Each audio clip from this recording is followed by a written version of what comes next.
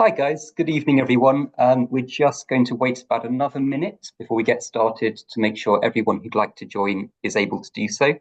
And then we will introduce ourselves properly. So, as I say, we'll just be kicking off in about a minute from now.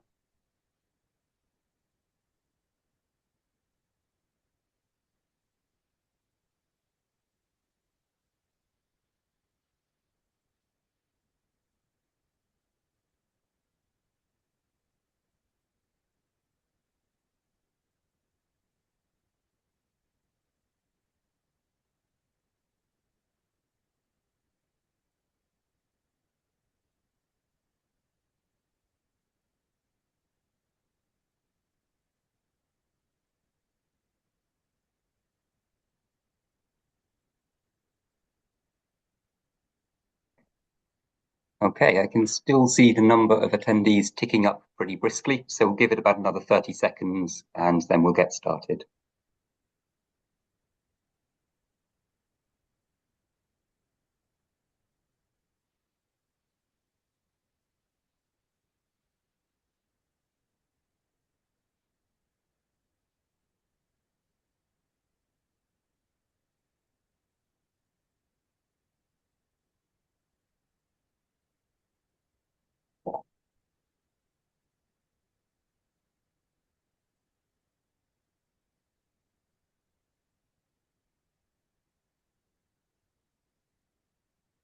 Okay, let's go.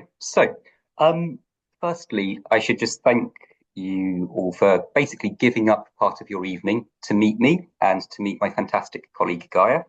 And as some of you may well be aware, this is part of a series of seminars slash webinars that we Oxbridge applications are running throughout the year, basically talking about various parts of the whole university application process. And so we've been running this series for about the last 6 months, focused on various parts of the application. So talking about Oxbridge, talking about international universities, talking about students at various different starting points. So we did about a month ago a talk discussing GCSE age students, so students in year 10 and year 11. And now we're back at the start of the new year. So happy new year, everyone. But we're back at the start of the new year with what is hopefully a slightly more distilled title on the slide here than it was in the webinar invitation itself. So basically, we're talking a little bit about why you, as hopeful year 12s, should be starting your application preparation now. So what's important, what to be thinking about, because effectively you are at this point in, if not your application academic year, then in your application calendar year. And so kind of the starting gun has almost fired on those applications. And what we're here today is to talk a little bit about the, not quite the long-term strategy, because honestly now it's the medium-term strategy, what matters, what's important, what to focus on, and so on. Just to begin by then introducing ourselves pretty briefly, and hopefully this is already quite boring to some of you who have been to a few of these webinars, but I'm Tom, and I work with Oxbridge Applications. And basically, Oxbridge Applications is a consultancy that's been supporting students targeting all of the top UK universities, obviously particularly Oxford and Cambridge, but basically all of the competitive UK universities for about the last 25 years. We work in-house or privately with students from a majority of the UK's top 100 independent schools, as well as significant numbers of international top schools. We work, and indeed our office team is staffed by Oxbridge graduate tutors in every academic field, so covering and having graduated from literally every single degree course that Oxford and Cambridge as universities offer. And what we try to make sure or try to ensure is that the vast majority of our work is deeply informed by research and particularly also by working closely with current and former admissions tutors and ex-admissions staff at both the University of Oxford and the University of Cambridge. We are fortunately, and we're very grateful for this, joined by my fantastic colleague Gaia today, who will be talking a little bit about our sister consultancy, Investin, which is basically the work experience analog to our kind of our university consultancy. So I will hand over very briefly to Investin to say hi, and then to introduce Investin to you. Thanks, Tom. Yes, so Investing is really a leader in the careers education space. We offer what we call the ultimate work experience for students aged 15 to 18 across 15 different careers. So essentially, we work with industry professionals in those careers to design what we consider to be the ultimate work experience. So every program has a bespoke timetable. It's essentially designed so that students can get hands-on experience with top professionals in a really wide variety of specialisms and also work in real workplaces as well. So our students for our doctor program visit hospitals, our engineers visit an airfield, our lawyers go to the Supreme Court. And what's really great about this as well, they can also gain certification to demonstrate that you've learned those skills in a real life environment and use those for your applications to university. Awesome.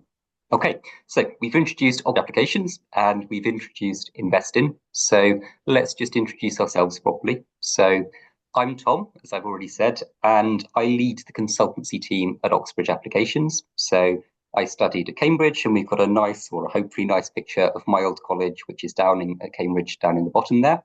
And essentially, I lead an advising team that supports hundreds of Oxbridge, G5, Ivy League, and indeed Ivy League Plus applicants every year. And I think over the last 6 or 7 years, I've now met with and advised one-to-one more than 1,000 high-performing students. And across the board, those students, I think, and I've been calculating this recently, have come from more than 50 countries now, which I was thinking is kind of quite impressive, as more than 25% of the countries in the world. And then just over to Gaia to introduce herself. So I'm Gaia. I'm the Director of Operations at Investin. I studied English at Cambridge at Selwyn College. Lovely little picture down there as well.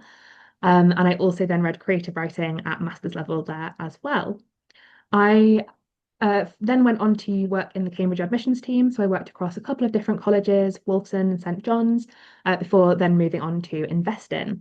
So within Investin, I direct our operations, and I'm also heavily involved in recruitment. So I often see, that next step past university applications. I manage a lot of our internships. So I see, a lot of people in their first or second years of uni, then using the skills that they've learned in their university applications to apply for their first jobs, which is always a really, really interesting thing to see. Indeed. Okay. Now that we've introduced ourselves, let's get on to kind of the meat of today's discussion. And so, what we'll be trying to do today is essentially answer three questions, or at least I try to frame it around three questions. So, the first question is going to be, what are they looking for? So, what are they, as in kind of what are Oxford, Cambridge, collectively other top UK universities looking for in candidates? The second question, which is, how do you stand out? So, what do you begin to do in order to differentiate yourself from the crowd of other students, all of whom have strong academic records, who are applying to the courses you would like to get a place on? And then the question that's at the heart of today's seminar, which is why start now? So why start almost a year in advance? So about 10 months now in advance of the Oxbridge deadline. And how do you get started? So before we launch into that, I should also just note that in terms of scheduling for today, we'll try to keep all of these webinars as total sessions at around an hour so that we hopefully don't ruin your entire evenings and that you're all able to go off and get dinner and kind of enjoy and live your lives. So we'll try to keep it pretty tightly to an hour this evening. And we'll roughly break that up to about 45 to 50 minutes of myself and Gaia speaking. And then hopefully we'll have a little bit of time, so 10, 15 minutes, maybe a little bit less than that at the end to answer any questions. So you should be able to access a Q&A box as part of your panel within the webinar. So feel free as we're speaking to drop any questions into that. And then if we have time right at the end of the session, then we'll be able to take some of those questions to answer them. And then you'll also, and there will be an opportunity to do this, you're also very welcome to get in touch with us directly, and we'll provide contact information to ask any questions directly to a member of the team that we've not had a chance to cover. Okay. So let's begin with the first question. So what are they looking for? And it begins with, or I thought it's quite helpful to begin with this quote, which is from a member of our team who works with and advises lots of our students. And this is a quote from Dr. Marie Buda, who has basically observed that there are many more excellent applicants than there are places available. And so anyone who's worked in Oxbridge admissions knows that every year, all of the admissions tutors are turning away students who although they might not go as far as saying they deserve the place at Oxbridge, they will say that if they had been given that place at Oxford or Cambridge, they would have done very well on the course. They would have succeeded, had a good time, been perfectly capable of kind of doing an Oxbridge degree. Um, and then we have a little bit of a tangle kind of pulling out of that in the sense that there are more qualified candidates. There are more candidates who would do absolutely fine at Oxford or Cambridge than they have places available within the colleges. And so it's always a game within that admissions process of students trying to show why they are better than other students who are also technically meritorious of a given place.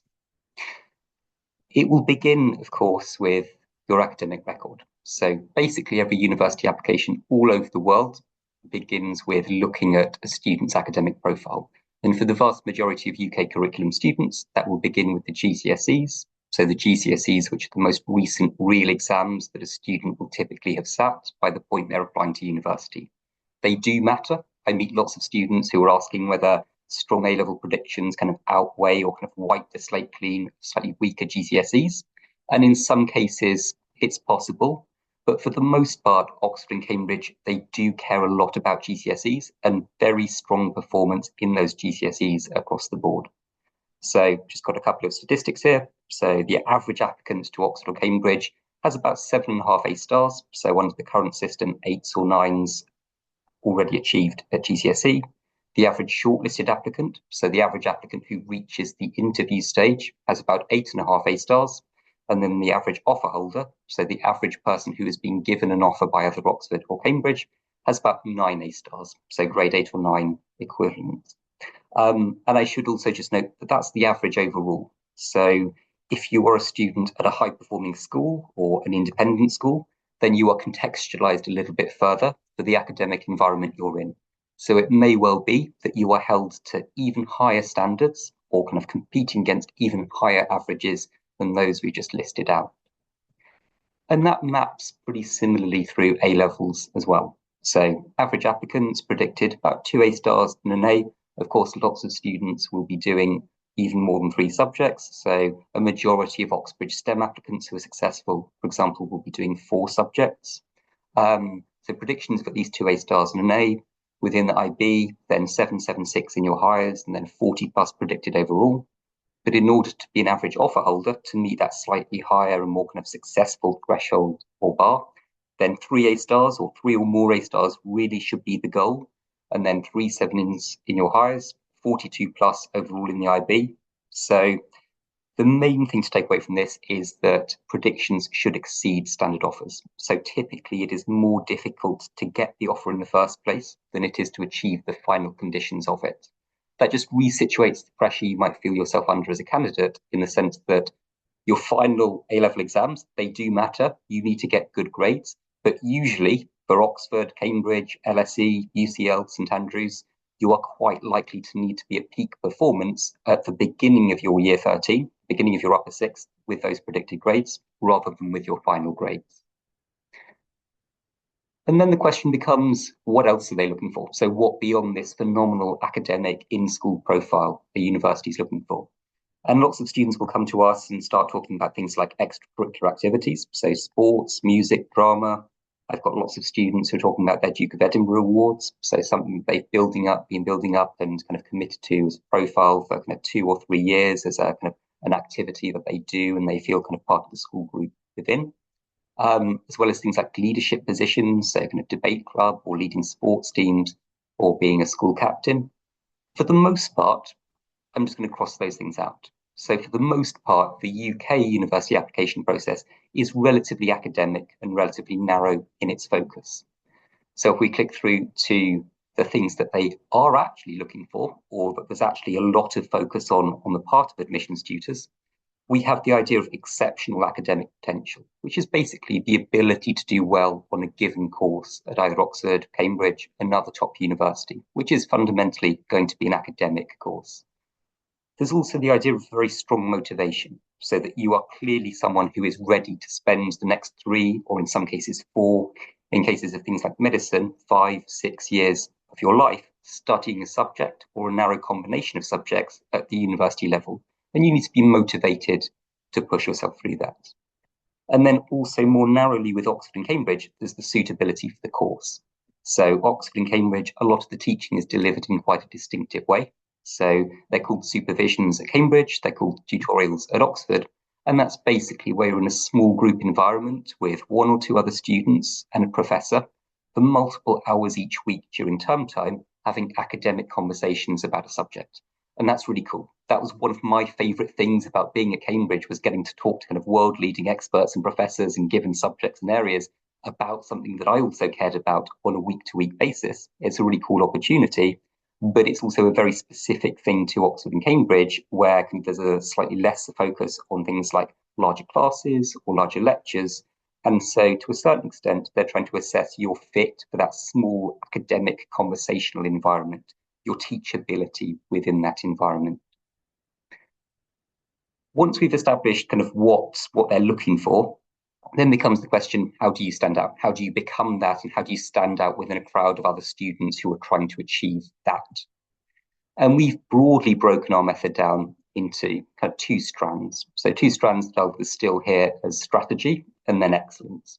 And strategy is basically kind of the long-term decision-making and kind of holistic part of the process. So things like planning your curriculum, choosing the right subjects, choosing the right course at university that's a good fit for you, choosing the right university, and then within Oxford or Cambridge, which are divided into colleges, choosing the right college. And then the broader holistic subject engagement and skills development. And indeed, the skills development is something that Gaia in particular is going to talk about in a little bit. And then you have the excellence idea, which is kind of the standardized core parts of the application itself. So we have the idea of grades and predictions. So we talked about GCSEs, we talked about A levels, the IB, all of that being very, very kind of impressive as an indicator of your academic performance, of your kind of academic firepower, of your ability to operate and do well within a standardized curriculum. You'll then have your reference letter. So that's a letter that your teachers at school will write to universities asking kind of basically for the university to let you in. So your teachers have power over your application, and hopefully they'll write good, nice, positive things about you. You have the personal statement, which instead of your teachers writing on your behalf, is you writing on your own behalf to universities and saying, please let me in. So that's the document where you try to convince admissions tutors that you are prepared and ready to give up the next 3 years of your life to a given course and that you're going to do well on that course. And then, although this is a little bit more specific to individual universities and courses, you'll have things like admissions tests, written work, and interviews for certain courses, particularly at the top universities, so particularly Oxford, Cambridge, LSE, Imperial, and so on. Course choice is kind of what it all begins with, or at least what I'll tend to recommend students begin with, because course choice at university is one of the biggest and most important decisions you'll ever make in your life. And it operates on both a kind of a level of what do you want to spend 3 years of your life studying? So kind of the level of you being interested in a subject, caring about a subject, wanting to dedicate the next few years of your life to the effectively full-time study of that subject.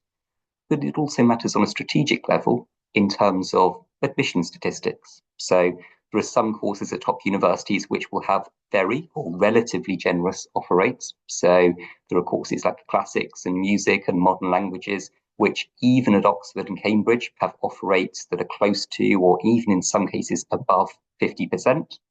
And then there are courses like economics or computer science. So what we might think of as more kind of traditionally kind of career focused courses, which are often a lot more competitive, at least in terms of the statistics, where the offer rates might range between 5, 6, 8, 10%. And that's a massive gap. So you should be looking at least a little bit at application statistics and having a general sense of the relative competitiveness of what you might be applying for. Don't let that statistical consideration lead the conversation in your head. You shouldn't be applying for for French at Oxford just because you've seen it's got a 58% offer rate or whatever. You should genuinely be led mostly by what you want to study at university, but you should be researching this even now and making good, well-informed decisions about what you want to lock in as your course choice and trying to make sure that that's something that you both care about and that you've understood the relative kind of competitiveness of it as a pathway. It's also worth looking at related courses. So there's a much, much wider variety of courses available at university than there is typically at A level. or IB level study. So it's not just that you need to map one of your A-level subjects onto a university level analog. So if you're studying chemistry A-level, you don't then need to go off and study chemistry at university. You could look at biochemistry. You could look at something like material science. You could look at natural sciences, which is a really cool and quite flexible Cambridge course. So it's worth doing your research and looking at all the different courses in a particular area that the university might offer. And I would also just note that it doesn't have to be that you have a sense of competitive or prestigious courses automatically leading to better career prospects or indeed suitability. So there's a note there from the Cambridge Careers Guide. It's a little bit out of date now, but kind of the truth holds mostly in that lots and lots of students will go to kind of study university degree courses, which are much, much less directly relevant to what we might think of as corporate roles or kind of the workplace as a whole. But a lot of what you're developing at university are transferable skills, are skills that will serve you well in a variety of workplaces. The UK university system is kind of set up in terms of specialised courses, and that's frustrating in some senses. But those courses, although specialised in a particular academic area, are really helpful in terms of building up good core analytical, evaluative thinking skills and so on that map onto lots and lots of different career pathways. I've got a friend who studied classics at Cambridge, and she now works in a relatively senior role in investment banking. And that's not kind of a match that people might instinctively think was particularly easy or possible. And she would have had a much lower chance, sure, of perhaps getting into kind of prestigious investment banking roles than someone who is a Cambridge economics or a Cambridge computer science graduate. But she, through a combination of hard work and work experience, made that work, made that fit together. So it's not always deterministic what you study about at university, mapping onto particular specific career pathways. It's often more flexible than you anticipate. Just a brief note here on university choice, and I appreciate I've narrowed it down here to Oxford versus Cambridge. Again, just the two universities we're spotlighting a little bit today, but this will also kind of map through lots of other universities which you should be researching and looking at the admissions processes of and the courses offered by. So Cambridge, broadly, it's got a slightly higher offer, a slightly higher interview rate than Oxford does. So it does a little bit less of its kind of deselection prior to the interview stage. There is a little bit more college variation in admissions. So you will have a little bit more of a strategic game potentially to play with Cambridge College Choice versus Oxford College Choice. Cambridge overall tends to give higher A-level offers versus Oxford, which cares a little bit more about GCSEs, but then tends to, at the end of the day, give slightly lower conditional A-level offers, and the same for the IB and other equivalent curriculums.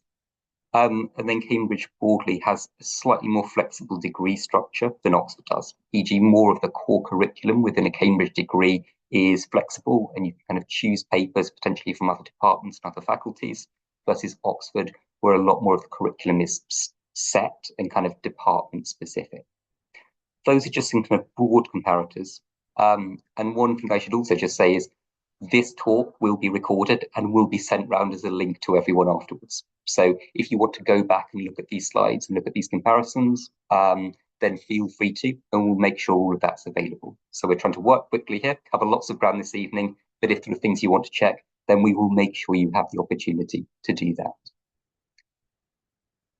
We then got this idea of subject engagement. So the idea of how you kind of sell yourself as someone who is better than the other people who are fighting for the place you want. And this is crucially important for competitive universities. So the idea of you not just being satisfied with being predicted an A star in a given subject at A level, but you demonstrating that you're someone who's got kind of a sustained self-motivated interest in a given subject, that you give up your own time that you could be spending doing anything, that you could be spending having fun with friends, going out, playing sport, whatever. You've sacrificed some of your own independent free time to look more in depth at whatever the subject you're applying for is. Begin making a little bit of that sacrifice. And again, this starts early, because the earlier you start doing wider reading, the earlier you start exploring around the subject you want to study at university, the more spread out that workload is, and the easier it is when you come, usually over the summer, to start formally drafting your personal statement. And again, as a principle, begin broad, then build depth in 3 to 5 areas of the application. So if you're applying for material science, which is a slightly niche course that Oxford offers, and you might start literally on the Oxford website looking at the definition of material science and being, what on earth is material science? And then just doing a little bit of Googling, looking at dictionary definitions. And then from that, you might decide you're really interested in carbon nanotubes. You might decide you're really interested in battery chemistry and how we make batteries more energy dense and how material scientists are researching ways of doing that. And those might be a couple of examples of the kind of the 3 to 5 areas for kind of in-depth exploration that you could start to build up. And a lot of this information is pretty freely available. So you can literally just go on places like Google Scholar, in particular, I would flag. You could go on scientific journal websites, which are quite often freely accessible for at least some of the top line articles. You can go to repositories like JSTOR, and literally just type in key terms. And so you can drop in things like the psychology of Brexit, if you're really interested in why people voted for Brexit. So both as a potential political scientist or as someone who is just really interested in psychology as a potential university pathway. Or if you're someone who wants to be a bioscientist or who's interested in medicine, you might start typing in, a little bit out of date now, but you might start typing in COVID-19 vaccines and talking about or exploring how different kind of approaches to generating very quickly under immense global pressure a COVID-19 vaccine came together and worked. And you'll just start reading perhaps academic articles or summaries or research papers. And you don't need to know everything. You don't need to become a world-leading expert in the development of mRNA vaccines. You don't have to be kind of operating at PhD level. There will be things in research papers that you read that you don't understand or that you don't really have a reference point to cling on to. But by putting in a little bit of effort, by trying to push your knowledge and your understanding as far as possible, or at least as far as reasonably possible, then you're beginning to demonstrate the independence of thought and the kind of the academic maturity that admissions tutors are looking for. And it's all about skills development. So again, this is a statement released by Hertford College at Oxford. So this is the really important thing to note, that they are not just looking for the students who have kind of memorized Wikipedia or ChatGPT, like the whole of the internet and kind of info dump in the room. They're looking for students who have a fair amount of knowledge and kind of things to bring to the table in that kind of computational sense. But mostly they're looking for students who can think critically, who can think evaluatively, who can reflect on what they're looking at, what they've read, think about what they found challenging, think about what they've encountered, draw disparate connections, and so on. And it's those thinking skills that crucially, particularly at the interview, they tend to be looking for. In terms of the application itself, though, just to pivot quite quickly over to that, this will all arc towards, at the starting point, a personal statement. So this is the document you will be writing as individual applicants to universities come the autumn, or hopefully you're starting to work pretty seriously on this over the summer.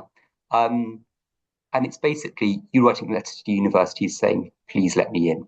And the really big thing, if you take away one thing from this talk today, is that it's more of an academic statement than it is a personal statement. So you're not telling your life story. You're not talking about kind of what formative experience at the age of 3 made you want to go off and change the world. That's a little bit more American university in style. With the UK personal statement, you're talking about why you're a good fit for the subject you want to study at university, which will almost always be predominantly an academic subject, and what you've done to demonstrate it.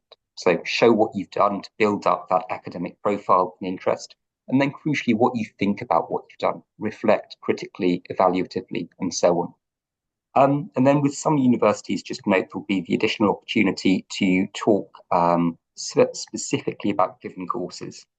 So at the moment, universities like Durham, for example, will let you swap in an alternative statement that is specific to the university. And you can apply for example, a completely different or slightly different course with a separate statement.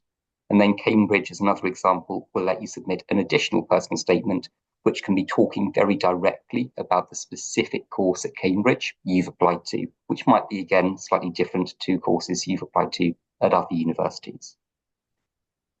Okay, so what we might do now is go over to Gaia, who is going to talk a little bit about 3 questions on the personal statement. Fantastic. Thank you so much, Tom.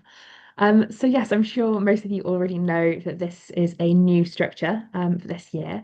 So previously, there was, of course, the kind of full single essay personal statement. The three questions are a similar length to the original personal statement, so about 4,000 characters, but of course give you a lot more structure, a lot more of a structured approach through these questions. So question number one is why you want to study this course or subject.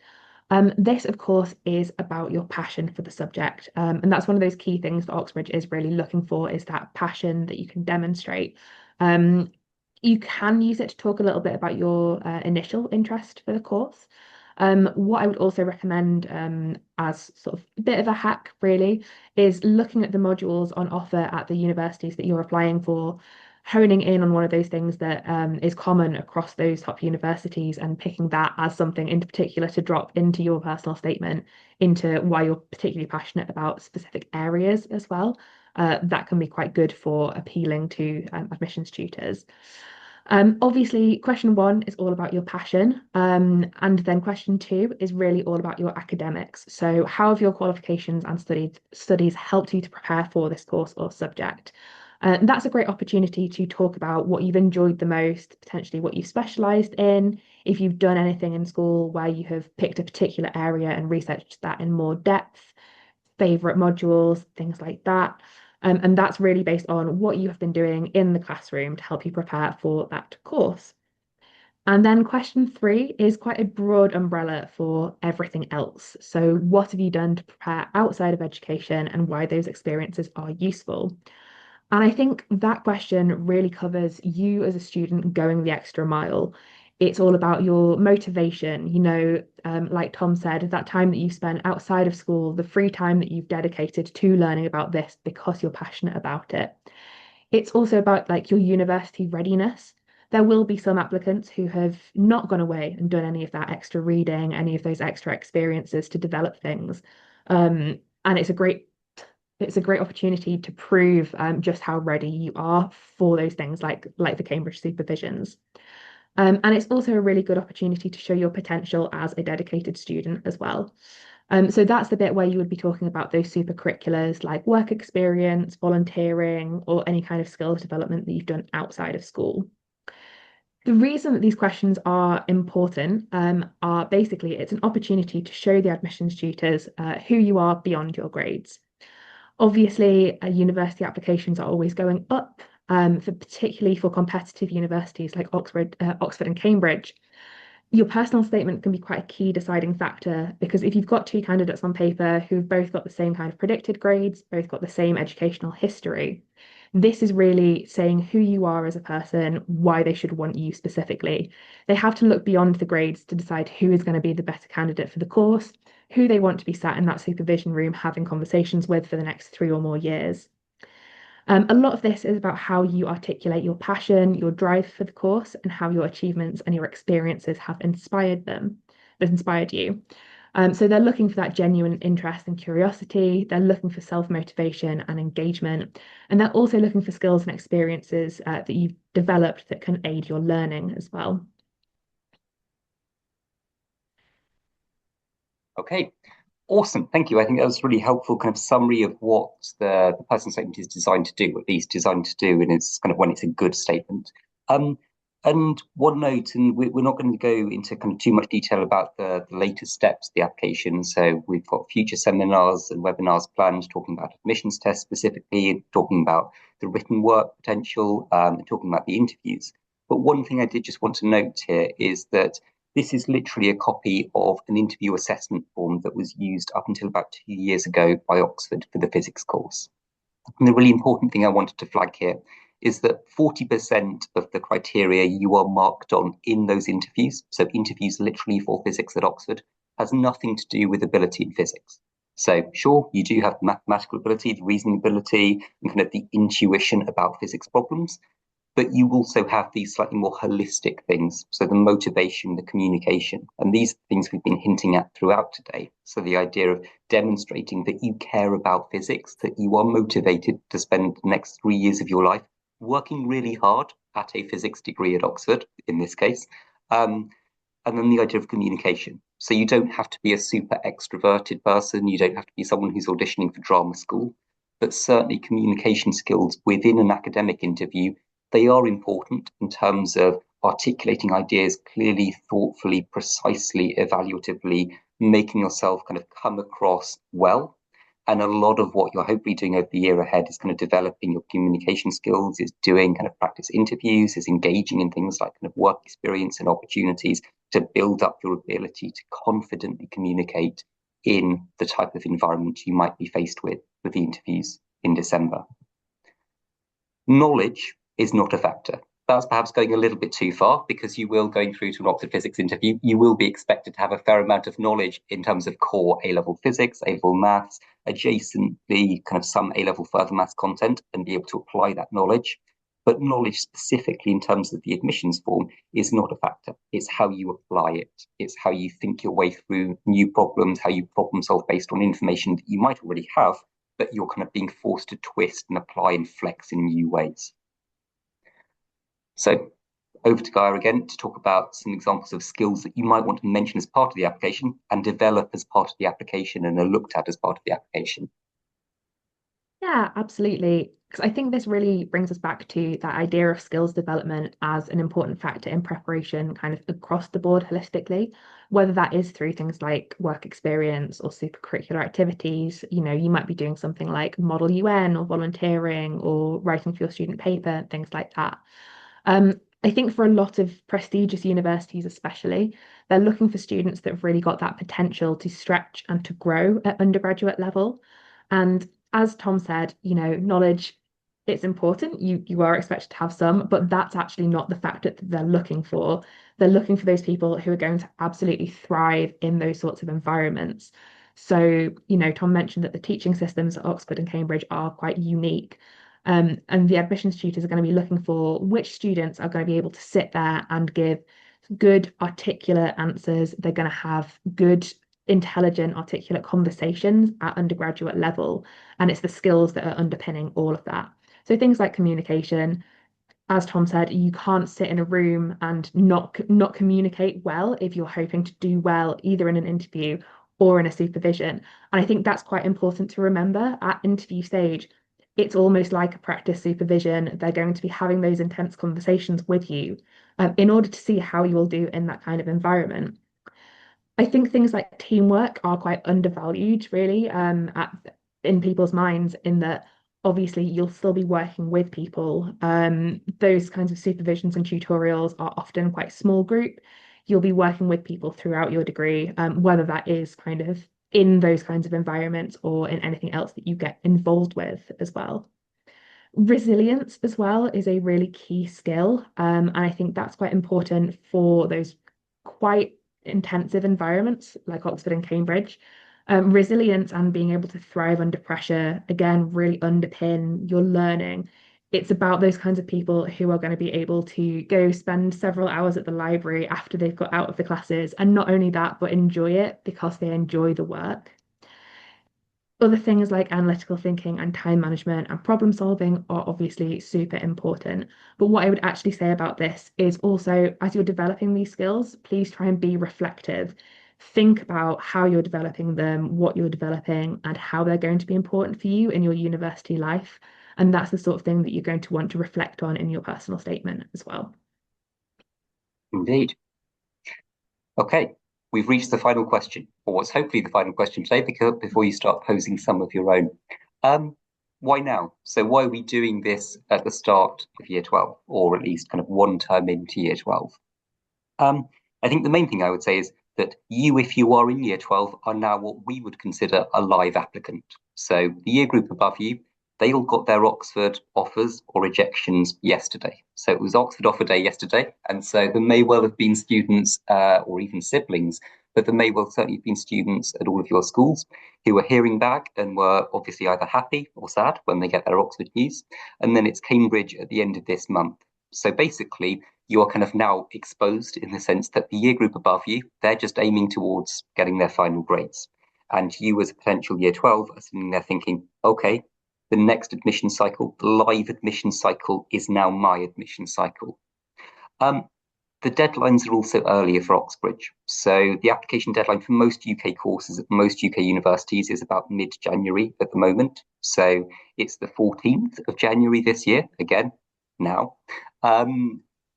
for Oxford. For Cambridge, unless it falls on the weekend, it's the 15th of October every year. So for you as a potential year 12, that's the 15th of October this year. You've got about 10 months to be at peak academic performance, to be great at everything, to be ready to submit a super strong application. And the earlier you start, the thinner, the more spread out the preparation you have to do is. So the less work it feels like on a day-to-day basis. And as we've tried to talk to or hint at throughout, it's also a relative question. So it's not you as being kind of absolutely brilliant. It's you as being hopefully relatively good compared to other students who are fighting for the place you want. And so if someone has already started their preparation 6 months before you, they might be a little bit ahead of you right now. If someone starts their preparation over this coming summer and you start right now, then you're likely going to be ahead of them. So you can steal the march on the people who are your competitors for the place you want.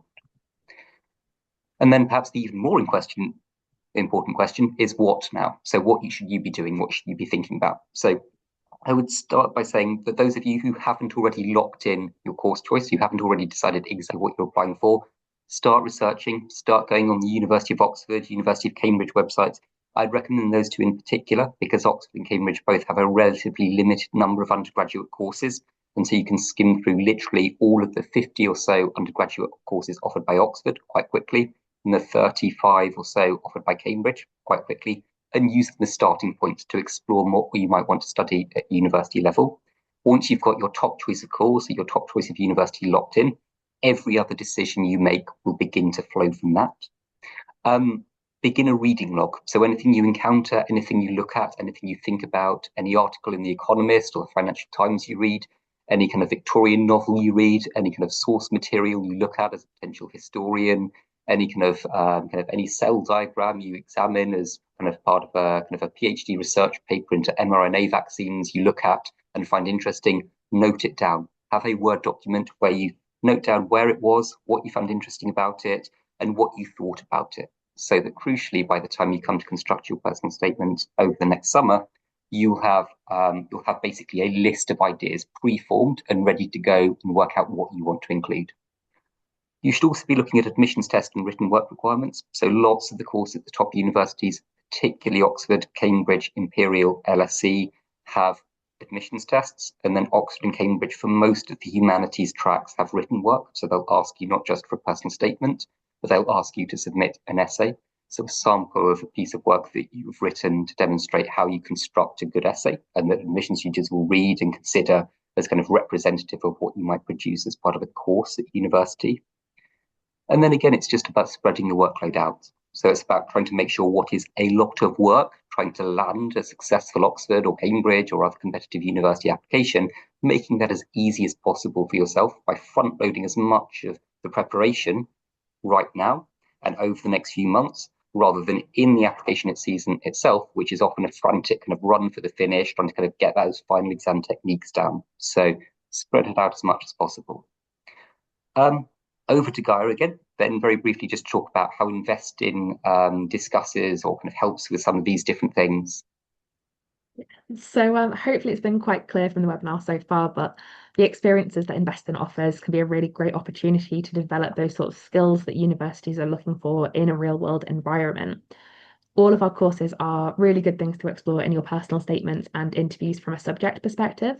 But I also think the added value is that we really treat our students like young professionals, and we really have quite a big focus on networking with like-minded individuals, which really gets you used to working at that higher level and exploring your potential, which is obviously what Oxford and Cambridge are often looking for in their applicants. So we've got 15 different industries that you can see on the screen, and each one of them is designed and delivered by a top professional in that field so that you can truly understand what it's like to work in that industry. And you can start applying that academic theory to real world situations, which again is really good for developing those analytical thinking skills for kind of like drawing the lines between the dots together and fitting in really nicely with your academic research as well. So students typically do a lot of sort of simulated activities. So things like blood taking from a prosthetic arm for those doctor students. Really great opportunity to try things that you wouldn't be able to do if you were just sort of shadowing or just reading a book or something like that. You can see on our website all of the things that we've got to offer. But essentially, you'll get to experience real workplaces, real people who are in the industry, and also the kinds of people who are going to be your future colleagues or your future classmates at university as well. We spend a lot of time on the UCL campus too, which really helps with that kind of getting used to university life, university readiness as well. So in our courses, you can explore real workplaces, you can gain hands-on experience with top professionals, meet students from around the world, and you can also gain a certificate, a reference letter, and an accredited award in work experience to boost those university applications. We have a couple of different options available. We have our 2 week summer experiences, which are in London across July and August. And those are the ones that you can gain a level 3 award in work experience from. We also have our weekend programs, which are in March and November. So the March ones are coming up quite quickly. And those are in person, 1 day activities where you can just get a little bit of a taster of what it would be like and do a couple of those kind of practice simulations as well. Can I grab the next slide, please? Fantastic, thank you. So as you can see, 78% of our alumni referenced us in their university application, and 3/4 of those students who referenced Invest In received a place in their first choice university. So a lot of those will have been applying to places like Oxford, Cambridge, UCL, LSE as well. 80% of our alumni also said that our programs helped them to decide on their career. So for those who were still kind of balancing out what they might want to do in future, maybe what career or what university course they want to do, it really helped them to settle down on that choice. Great. Thank you. Um, I think this new 3 question structure for the personal statement makes it even clearer how to weave in what you've experienced as well on our programs. So you work with a really wide range of inspiring professionals and visit some fantastic sites. And those are the kinds of experiences that you can really draw on as a source of inspiration, but also as evidence of your commitment and your passion and your compatibility with the courses that you're applying to. And I think especially on things like, medical careers or finance careers, it's really things that you just can't gain from reading, and will really help you to demonstrate the skills and knowledge that you've acquired through the process. As I've mentioned, you can also gain a level 3 award in work experience and career planning. Whilst, of course, Oxbridge offers aren't UCAS based, it's a really, really good way to provide concrete evidence of what you've achieved, as well as developing those skills that they're looking for as well. Thanks so much, Tom. Awesome. Okay, so we have finished, or at least finished the kind of the monologuing part of the talk pretty much bang on. So I will apologize to anyone who found that a little bit quick because Guy and I were trying to speed run effectively quite a lot of content in about a 45-minute window. And we will, as I've already said, make this recording available to everyone via a link that we'll send out via email afterwards. So you can go back, look at the slides, look at everything we've noted down, check what we said or commented on about various areas.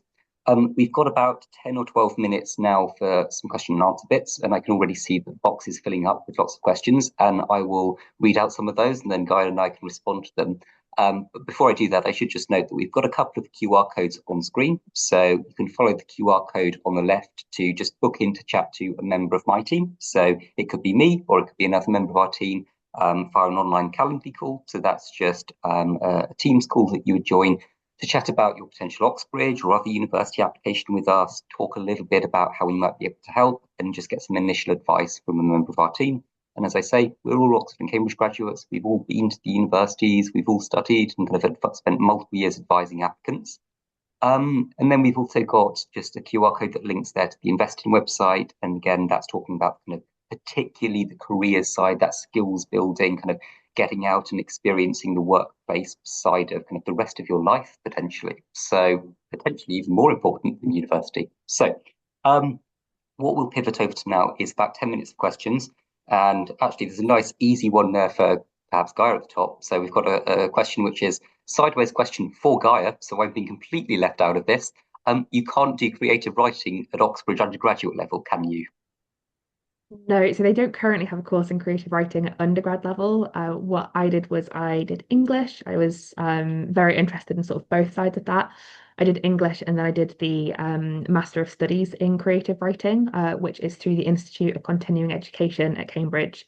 And they've actually branched out to have a couple of different writing focused masters recently. So we'll definitely recommend having a quick look on their website. But I think the beauty of Cambridge is that they have such a creative scene there. So I was writing even though I wasn't doing it for my degree. I was very involved in the theatre scene. So don't rule out Cambridge just because you can't study creative writing at undergrad level.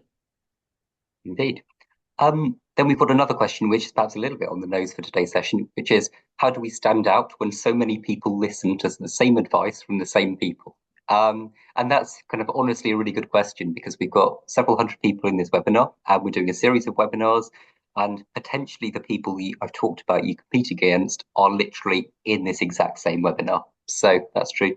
And what I would say is a lot of it is up to you as an individual applicant and candidate to kind of work out what you're interested in and what you're good at. So using that example of kind of material science application from earlier, it may well be that someone who's kind of been to this talk is like, oh, I'm really interested in battery chemistry, and that's great. And they go off and read about battery chemistry. And then you decide you're actually really interested in, I don't know, how an engineering kind of department constructs the kind of the fans in a jet engine's turbine. So how it constructs the kind of the fan blades, and that becomes your niche area of interest. And you develop different skills, and you kind of develop your own niche areas of specialism that are genuinely unique to you. Because the advice we've given is kind of to develop the qualities and the interests that are unique to you. And then you begin to think about how you sell them to universities, how you sell them to individual courses, how you kind of pitch yourself and your skills.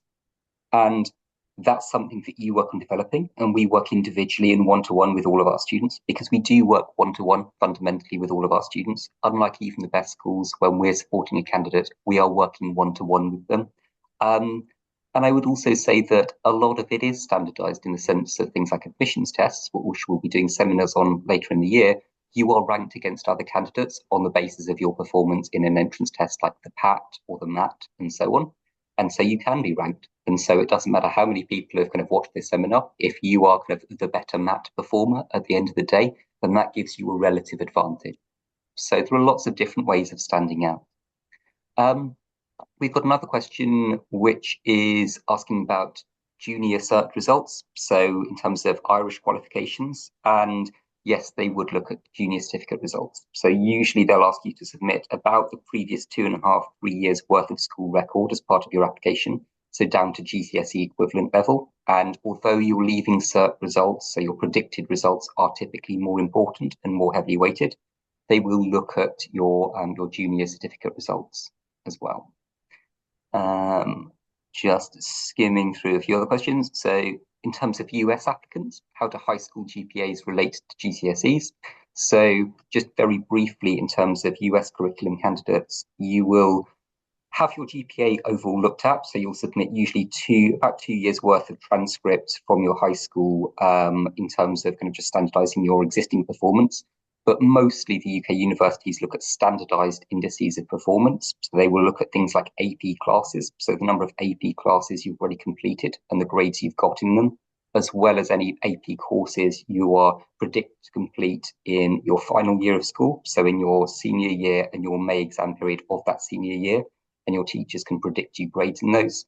And those AP results or predicted results alongside your SAT or your ACT score are usually what the universities focus on more than the GPA, because GPA can differ school to school and it's not particularly standardized. And so they're a little bit suspicious of that quite often.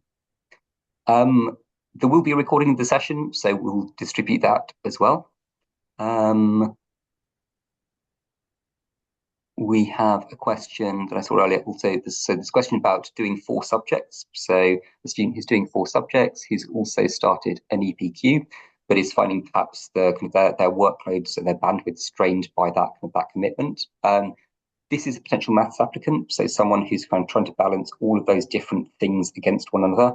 Broadly, the advice I would give is if you are finding that the EPQ preparation is compromising your performance, and compromising is a good word, and the word you've used, in your A-level subjects, to drop the EPQ. So an EPQ does not kind of make up for A-level predicted weakness. I would much, much rather you apply with 3 4 A-star predictions and no EPQ than 2 A-star predictions and an EPQ, and particularly for subjects like maths. So there is usually an entrance test for maths for most top universities. So Oxbridge, Imperial, Warwick, all the top maths faculties will typically expect you to sit an entrance test. So the TMUA, the MAT, the STEP. And honestly, your performance in those tests is the single most important data point on your application. So sacrifice the EPQ on the altar of preparing for one of those tests. Literally, one more mark in one of those tests is probably more important than having versus not having an EPQ, unless your EPQ goes off and wins a Nobel Prize or whatever, but that's unlikely. So focus on standardized test prep for those ones. I would Let's, just add to that. Sorry, I didn't do an EPQ. It was something my school really pushed me to do as part of an Oxbridge application. I chose not to do one, and part of that was about the fact that obviously for English it's a little bit different, but a lot of the research that I might have done as part of an EPQ, I could do separately to that. EPQ, I think, is often it's a really good way of doing a structured exploration into your subject. But if you are kind of trying to decide between doing one and not doing one, and you're worried that it would compromise, don't forget that there are lots of things that you can do other than an EPQ to develop that interest and knowledge and to talk about that on your personal statements. So it by no means rules you out for kind of any subject, really. indeed. Awesome. And we've perhaps got then a couple of other questions for Gaia, just quickly. So, Mhm. when we apply to university, do we need references from who you've done work experience with? That's a great question. From my understanding, you don't because your references predominantly come from your schools. Investing does provide a reference letter and a certificate that you can use as part of your application. Tom may know better in terms of the references that officially go on your UCAS application, but I believe that is typically from your teachers. Yeah, so the main reference letter can mention work experience, so you can get your teacher to mention work experience, and indeed you can do that directly in your personal statement. And you can also note down things like investing programs and work experiences literally on the drop down on your UCAS form, and that can all be included in certificates and so on as well. Um, oh wow, we've got one person who's got 6 7 questions in a row in one message, which I respect the organization of. So kind of we've got maybe space for 2 more questions. So we'll just take out a couple more of these. Perhaps a question actually that's probably applicable to lots of people. So does curriculum matter? So for example, would an IB student have a better or worse chance than an A-level student? So over to you guys. Do you have any initial thoughts on kind of IB versus A-level or different curriculums? I think that's a really tricky question. From a application perspective, from kind of working in admissions offices, we have the full breakdown of how those kinds of subjects compare, what the different equivalents are, and things like that. To be honest, I don't think that the curriculum stands against you in your application, and part of that is because it is so much more than just your grades and just the things that you've studied. A lot of your application for Oxford and Cambridge is to do with what you've explored outside of your course. I think that it might be worth looking, like actually comparing the curriculum for the core subject that you're applying for, so for instance, different things that might be missed. For English, for example, the A levels have got a really high priority on like World War One literature. So, if your IB curriculum didn't have any of that, you might want to try and fill in those gaps, but it should not kind of be held against you.